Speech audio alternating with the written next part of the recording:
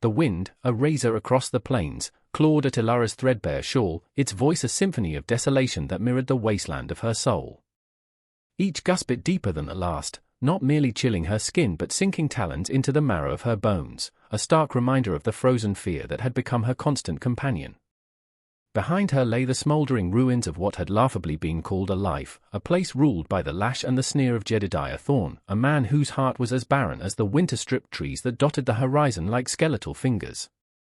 She ran, not towards anything, but away, a desperate flight fueled by the last flickering ember of a will Thorne had tried so methodically to extinguish. The memory of his heavy hand, the cold glint in his eyes as he'd promised retribution for imagined slights, was a spur more potent than any physical blow. She expected pain, it was the currency of her existence. What she could not fathom was kindness, a concept as alien as the distant, indifferent stars. Dust, acrid and choking, filled her lungs with every ragged breath, the landscape a cruel canvas of browns and greys, offering no solace, no hint of sanctuary. Her feet, wrapped in rags, stumbled over unseen rocks, each fall a fresh agony, yet she pushed onward, the image of Thorne's face a horrifying goad. When the vast, unforgiving expanse finally swam before her dimming eyes, and the strength ebbed from her limbs like water from a cracked vessel, she pitched forward into the dirt, a small, broken heap against the enormity of the wilderness.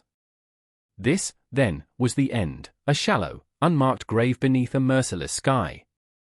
Consciousness was a distant shore she was drifting away from when a shadow fell over her, large and ominous. Terror, sharp and undiluted, lanced through her fading awareness. A man. He was kneeling, his form blocking the pale light of the dying day. She flinched, a pathetic, animalistic sound tearing from her raw throat, her mind screaming, Thorne had found her. Or perhaps this was just another Thorne, in a different guise. The world was full of them. She squeezed her eyes shut, bracing for the inevitable blow, the rough hands that would drag her up, the voice that would curse her. Instead, there was only silence, a heavy, assessing quiet that stretched her nerves taut. When a hand, calloused and strong, gently touched her shoulder, she cried out, a thin, reedy whimper. He withdrew it instantly. Through slitted, fearful eyes, she saw him, tall, broad-shouldered, his face weathered by sun and wind, etched with lines that spoke of hardship, perhaps of sorrow. His eyes, the color of a stormy sky, held no malice she could discern, only a kind of weary appraisal. Silas. That was the name whispered on the wind from the few homesteads she'd skirted, a recluse, a man of ghosts and solitude. He said nothing, his gaze sweeping over her torn clothes, her bruised face, the tremor that shook her uncontrollably. He rose, a towering figure, and for a heart-stopping moment, she thought he would leave her there. But he returned, a waterskin in his hand. He knelt again, his movement surprisingly careful for such a large man, and offered it. Her throat worked, but no sound emerged. Water. Such a simple thing, yet it felt like a monumental offering. Hesitantly, her trembling fingers brushed his as she took the skin, the contact sending a shockwave of old fears through her. He didn't react, his expression unreadable. He helped her sit, then lifted her, his arms strong but impersonal, and carried her towards the dark silhouette of a cabin and barn that huddled against the vast emptiness. Each step he took, she anticipated the fall, the curse, the demand. It never came. Inside, the cabin was sparse, utilitarian, but clean. A fire smoldered in the hearth, offering a meager warmth. He placed her on a rough-hewn cot, covered her with a thick, coarse blanket, and then moved to the fire, adding wood, his back to her. Ilara watched him, every muscle coiled, ready to bolt, though she knew she had nowhere left to run. He prepared a thin broth, its scent making her stomach clench with a hunger so profound it was painful. He brought it to her, a wooden bowl and spoon. Still no words. His silence was a wall, impenetrable, yet strangely, it was not the menacing silence of Thorne, which had always been a prelude to violence. This was different, a silence born of habit, perhaps of grief. She ate, slowly, forcing the broth down, her eyes never leaving him. He sat at a small table, mending a piece of tack, his large hands surprisingly deft. Days bled into one another in this strange, quiet rhythm. Silas rose before dawn, tended his few cattle, worked his barren land with a grim determination. He left food for her, fresh water. He never approached her cot unless necessary, never spoke unless a single word sufficed. Eat would. Cold. Ilara, in turn, began to move, her body slowly mending. The terror remained, a cold knot in her belly, but it was overlaid with a confusing bewilderment. She expected the whip, the degradation, the endless toil under threat. Instead, there was nothing. Just the vast silence of the plains, and the equally vast silence of the man who had taken her in. She started with small tasks, sweeping the dirt floor with a worn broom, washing the few dishes. Each action was a question, an offering, a plea to be allowed to stay, to not be cast out again. He would merely nod, his gaze lingering on her for a moment before returning to his own work. One afternoon, a wagon creaked into the yard. An older woman, her face a roadmap of prairie life, kind eyes crinkling at the corners, climbed down. Martha. She brought with her a basket and a warmth that Ilara had forgotten could exist. Martha's gaze was knowing, compassionate, as she looked at Ilara, then at Silas. "Found yourself some help, Silas?" she'd asked, her voice gentle. Silas grunted noncommittally. Martha, undeterred, introduced herself to Ilara, her smile genuine. She saw the fear in Ilara's eyes, the way she flinched from sudden movements, and her kindness became a lifeline in the disorienting new world Ilara found herself in. Martha became a regular visitor, bringing supplies, news from the distant settlement, and a quiet understanding that slowly began to chip away at Ilara's icy fear. With Martha often came Lily, her granddaughter, a child of perhaps 5 summers, all bright eyes and fearless curiosity. Lily, untainted by the harshness that had shaped Ilara, would approach her without hesitation, offering a prairie flower, a smooth stone, her small hand reaching out. Ilara, starved for gentle contact, found herself responding, her own hands, scarred and hesitant, slowly unclenching. The prairie winter descended with a vengeance, a relentless siege of snow and biting wind that imprisoned them within the small cabin. The vast, open land became a swirling white vortex, isolating Silas's ranch completely. It was during this enforced confinement that the first tentative shifts occurred, cracks appearing in the frozen surfaces of their interactions. One night, the wind howled like a banshee, rattling the very timbers of the cabin. A low, distressed moan came from the barn. One of Silas's few cows, heavy with calf, was struggling. Silas, his face grim in the flickering lamplight, pulled on his heavy coat. Without a word, Ilara rose, wrapping her shawl tighter. He glanced at her, a question in his eyes, but didn't tell her to stay. The barn was frigid, the lantern casting long, dancing shadows. The cow was down, her breathing ragged. Silas worked with a practiced, focused intensity, his large hands surprisingly gentle as he tried to help the laboring animal. Ilara, despite her lingering fear of him, of failure, found herself moving to assist, bringing him rags, warm water he'd instructed her to heat, her presence quiet but steady. Hours passed, marked only by the animal's pained cries and the relentless shriek of the wind. There was no room for fear of Silas, only the immediate, desperate need to save the cow and her calf. When the small, wet calf finally lay steaming on the hay, and the mother began to lick it, a profound exhaustion settled over them. Silas leaned against a stall, his breath clouding in the icy air. He looked at Ilara, truly looked at her, and for the first time, she saw something beyond stoic reserve in his storm-grey eyes, a flicker of acknowledgement, perhaps even respect. "Good work," he said, his voice raspy. 2 words. They landed in Ilara's heart like warm stones. The next day, the storm still raged. Lily, who had been staying with Martha and got caught by the blizzard at Silas's before Martha could return home, was a small beacon of normalcy in the tense quiet. She played with a crudely carved wooden horse, her childish chatter filling the cabin with a sound it hadn't heard in years.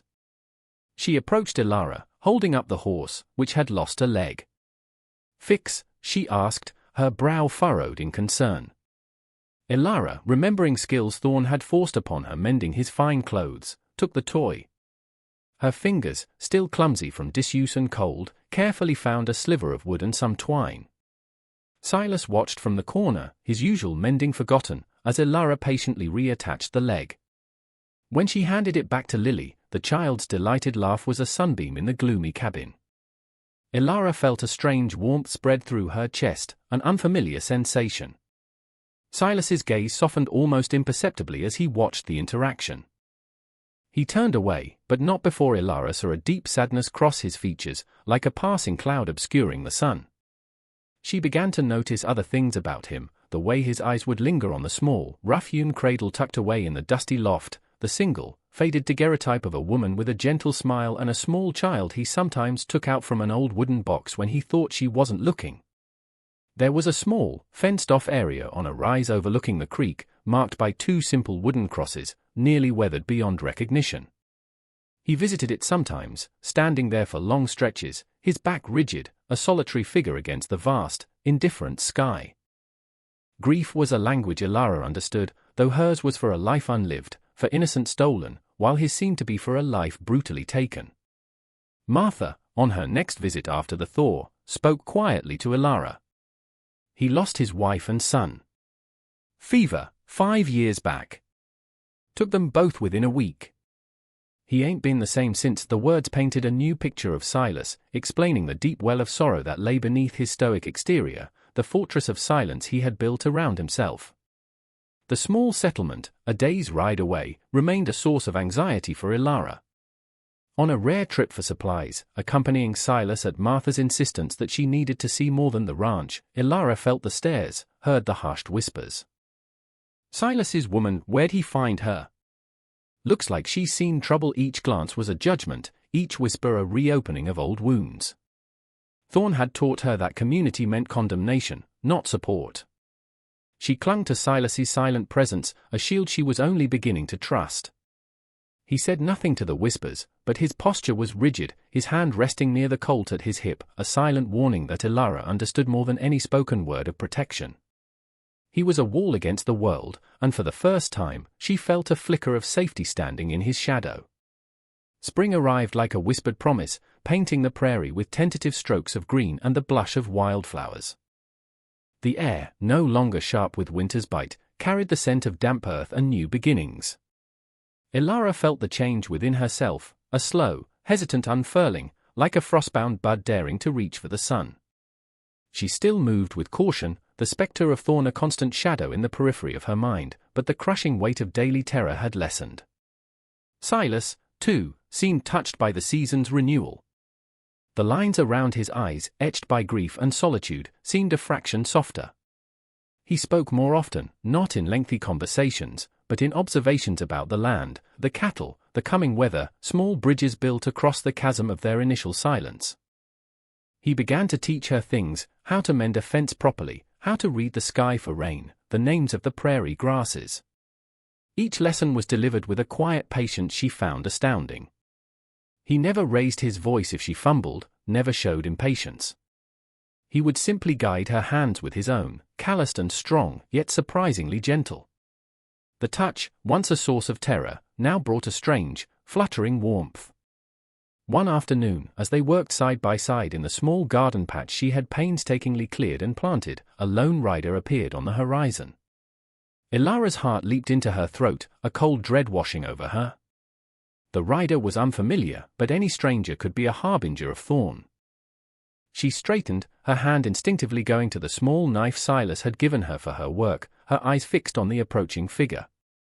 Silas, noticing her tension, placed a reassuring hand on her arm. "Easy," he murmured, his voice low. The rider drew closer, and Ilara's breath hitched. It wasn't Thorn, but the man's cruel, rat-like face was instantly recognizable, Caleb Hines, Thorn's most vicious overseer, the one who often delivered the punishments. Hines reined in his horse, his eyes, small and mean, sweeping over the small homestead before settling on Ilara with a smirk that chilled her to the bone. "Well, well. Look what we have here. The runaway sparrow. Master Thorn sends his regards. And a message. He wants his property back." Ilara felt the blood drain from her face. Property. The word was a brand, searing her with renewed shame and fear. She could feel the old terror coiling in her stomach, threatening to pull her back into the abyss. She wanted to run, to hide, but her feet felt rooted to the earth. Heinz's gaze flicked to Silas, dismissive and arrogant. "Step aside, rancher. This ain't your concern." Silas moved, slowly, deliberately, placing himself between Ilara and Heinz. He was taller than the overseer, broader, his presence suddenly formidable. His face was granite. "She's not property," Silas stated, his voice quiet but carrying the weight of iron. "And she's not going anywhere." Heinz's smirk faltered, replaced by a sneer. "Brave words. Thorn don't take kindly to thieves. Or those who harbor them. He'll come for her. And he'll bring enough men to tear this place apart to get to her." He spat on the ground near Silas's feet. "You'll regret this." With another venomous look at Ilara, Heinz wheeled his horse and galloped away, a dark omen disappearing back into the vastness. Silence descended, heavy and fraught. Ilara was trembling, the garden hoe slipping from her nerveless fingers. Thorn was coming. The reprieve was over. She looked at Silas, her eyes wide with a mixture of terror and a dawning, desperate hope. He had stood for her. He had called her not property. For years, she had been a thing, an object. His words were a balm, a shield. He turned to her, his expression unreadable but for the tightness around his jaw. "He'll come," Ilara whispered, her voice barely audible. "Yes," Silas said. He looked out at the horizon where Heinz had vanished. Then his gaze returned to her, direct and unwavering. "We'll be ready." The simple declaration hung in the air, not a boast, but a statement of intent. In that moment, Ilara knew she couldn't run again. Not because she was trapped, but because for the first time, someone was willing to stand with her. The thought was terrifying, yet it also kindled a tiny spark of courage she hadn't known she possessed. She had expected the whip, the condemnation, the abandonment. Instead, this quiet, wounded man was offering her a fight, a chance. The days that followed Heinz's visit were taut with anticipation, a heavy blanket of unspoken dread. Ilara found herself watching the horizon constantly, every distant dust devil, every soaring hawk, morphing into the imagined approach of Thorn and his men. Sleep offered little respite, her dreams haunted by shadows and the echo of Thorn's voice. Yet, beneath the fear, something new was taking root, a grim resolve. She would not cower. She would not be dragged back. Silas was a man transformed. The quiet solitude he had cultivated for years was replaced by a focused energy. He checked his rifle and Colt meticulously, ensuring they were clean and loaded. He reinforced the cabin door, boarded up one of the smaller windows. He spoke little of Thorn, but his actions were a constant, silent reassurance. He taught Ilara how to load and fire the old shotgun he kept, his hands guiding hers on the cool metal, his nearness a strange comfort amidst the rising tension. The weapon felt heavy, alien in her grasp, but as she learned to handle it, a sliver of agency took root. She was no longer entirely defenseless. Martha arrived one afternoon, her face etched with worry. News of Heinz's visit had reached her. "Jedediah Thorn is a viper, Silas," she said, her voice low. "He's got men, and he's got a black heart." She looked at Ilara, her gaze filled with a fierce maternal protectiveness. "You're safe here, child. We'll see to that." Her words, and the presence of Lily who played quietly by the hearth, oblivious to the adult anxieties, brought a small measure of comfort. The community, however small and scattered, was not entirely indifferent. The confrontation, when it came, was not with the thunder of a mounted posse, but with the insidious arrival of Thorn himself, accompanied only by Heinz and two other hard-faced men.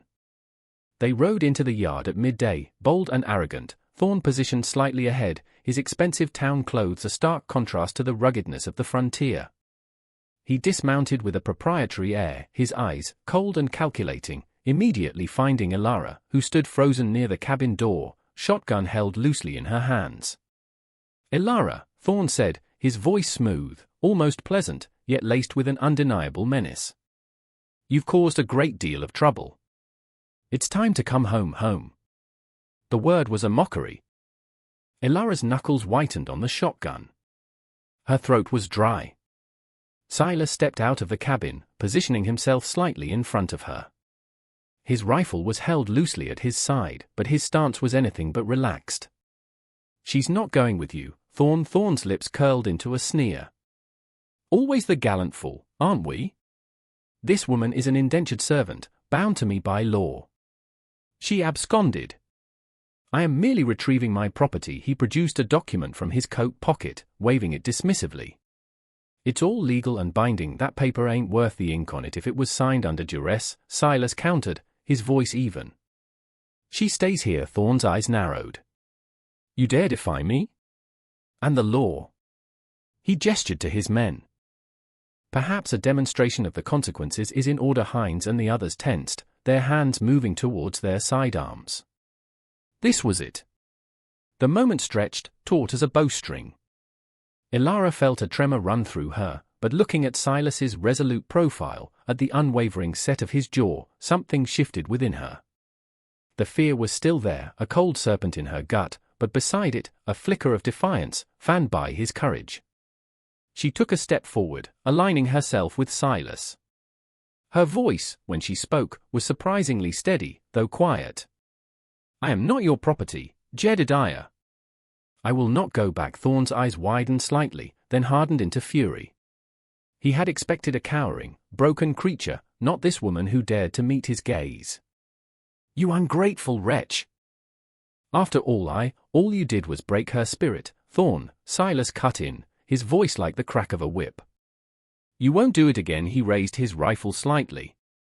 Leave. Now Thorn's face contorted with rage. You'll pay for this, both of you. He looked from Silas to Ilara, his gaze venomous. You think this is over?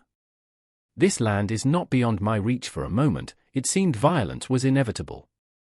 Then, Thorn seemed to reconsider, perhaps seeing the unyielding determination in Silas's eyes, the unexpected resolve in Ilara's. Or perhaps he preferred a different kind of vengeance. With a curt nod to his men, he remounted. You haven't heard the last of this, he spat, then wheeled his horse and, with his entourage, rode away, leaving a simmering silence in their wake. Ilara's legs felt weak, and she leaned against the cabin wall, the shotgun suddenly impossibly heavy.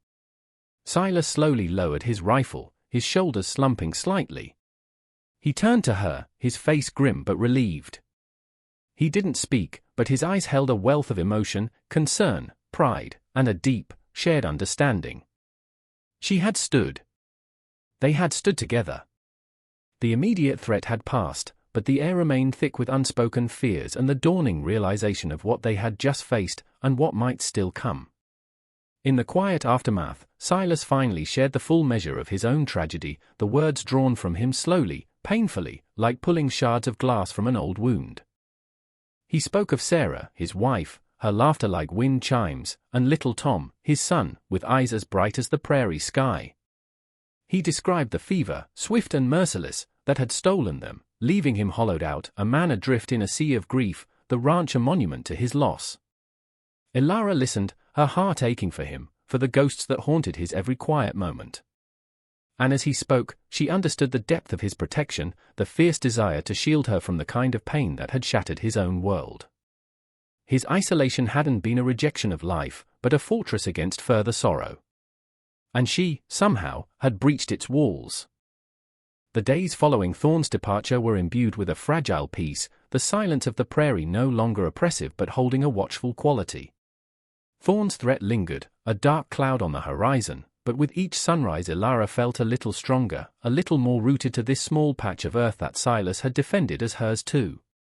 The confrontation had stripped away the last vestiges of her victimhood. She had faced her tormentor and had not broken. More importantly, she had not been alone. Silas, having stepped out from the shadows of his grief to protect her, found he could not entirely retreat again. A profound shift had occurred between them, an unspoken bond forged in shared crisis and revealed vulnerabilities. The walls he had so carefully constructed around his heart had been irrevocably breached, not by force, but by the quiet resilience of the woman he had sheltered. He found himself watching Ilara as she moved about the cabin, her steps now more confident, a subtle strength in her posture that hadn't been there before. He saw the way she tended the small garden, coaxing life from the stubborn soil with a gentle persistence, a reflection of her own tenacious spirit. He saw the faint smile that sometimes touched her lips when Lily chatted to her, a smile that reached her eyes, chasing away some of the shadows. One evening, as the sun bled crimson and gold across the western sky, they sat on the porch, a comfortable silence between them. Ilara was mending one of Silas's shirts, her stitches neat and even. He was cleaning his rifle, the metallic clicks a rhythmic counterpoint to the chirping crickets. "Thank you, Silas," she said softly, not looking up from her work. For everything." He stopped his cleaning, his gaze resting on her bent head. "You stood your ground, Ilara. You found your own strength. I wouldn't have, without you." Her voice was barely a whisper. He reached out, his calloused fingers hesitating before gently touching her hand, stilling her needle. Her skin was warm beneath his touch. "We stood together," he said, his voice gruff but imbued with a deep tenderness. It was an acknowledgement of their shared journey, of the unspoken understanding that had grown between them. Her past was a tapestry of cruelty, his a landscape of loss. Yet, here, in this remote corner of the world, they had found a common ground, a shared purpose. He began to make her part of his world in small, significant ways. He taught her to ride properly, not on a broken-down nag, but on his gentlest mare, his hands guiding her, his presence a steady reassurance. He showed her the boundaries of his land, explaining his plans for the coming seasons, his voice holding a hint of renewed hope that she hadn't heard before. He talked of his parents, who had carved this ranch from the wilderness, their dreams and struggles woven into the very fabric of the place. He was sharing his legacy, his heart. He made her a small, sturdy stool for the garden, his hands carefully smoothing the wood. He even, one blustery afternoon, awkwardly presented her with a small, brightly colored ribbon he'd bartered for in the settlement, a stark contrast to his usual practicality. Her surprised delight was a reward far greater than he had anticipated. The wary community, through Martha's gentle diplomacy and the news of Silas's stand against Thorn, began to view Ilara differently. The whispers didn't cease entirely, but their tone shifted from suspicion to a grudging respect, then to a quiet acceptance. When Martha organized a barn raising for a neighbor whose structure had been damaged in a storm, Ilara worked alongside the other women, her quiet competence and gentle demeanor slowly winning them over. She was no longer just Silas's woman, but Ilara, a resilient spirit who had earned her place. The shadow of Thorn did not entirely fade, but it receded, becoming a distant memory rather than an immediate threat.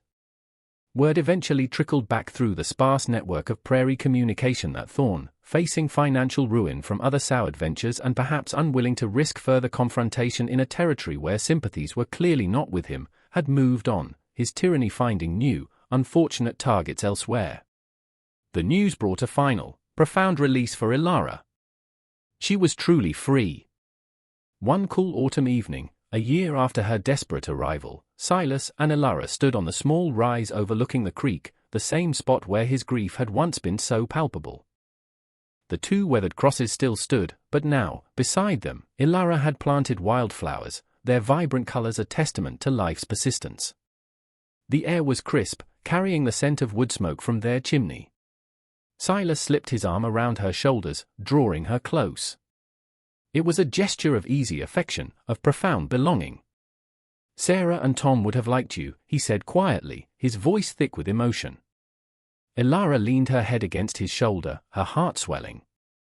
She understood the depth of his words, the healing they represented for him, the acceptance they offered her.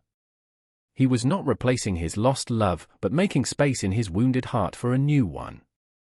He had not just given her shelter, he had given her a home, a purpose, a reason to believe in kindness again. She had arrived expecting the cruelty she had always known, the sting of the whip a conditioned reflex. Instead, this quiet, steadfast cowboy, with his own deep sorrows, had patiently, persistently shown her another way. He had not sought to own her or control her, but to empower her, to see her flourish. He had made her his world, not by possession, but by sharing his, by allowing her to rebuild hers beside him, their lives intertwining like the resilient prairie vines, stronger together than they had ever been apart. As the first stars pricked the vast, darkening sky, a profound peace settled over them, a peace earned through struggle, built on trust, and illuminated by a love as steady and enduring as the land itself. The future stretched before them, uncertain as all futures are, but no longer terrifying. It was a path they would walk together. Perhaps, you, watching this story unfold, have faced your own barren plains, your own Jedediah thorns in different forms. Perhaps you've known the sting of injustice or the cold grip of fear. What Elara and Silas found was not a magical escape, but the courage to stand, the resilience to heal, and the transformative power of one human being offering another not a lash of judgment, but a hand of unwavering support. Their story reminds us that even in the harshest landscapes, hope can take root, and the deepest wounds can, with time and tenderness, give way to a peace that passes all understanding.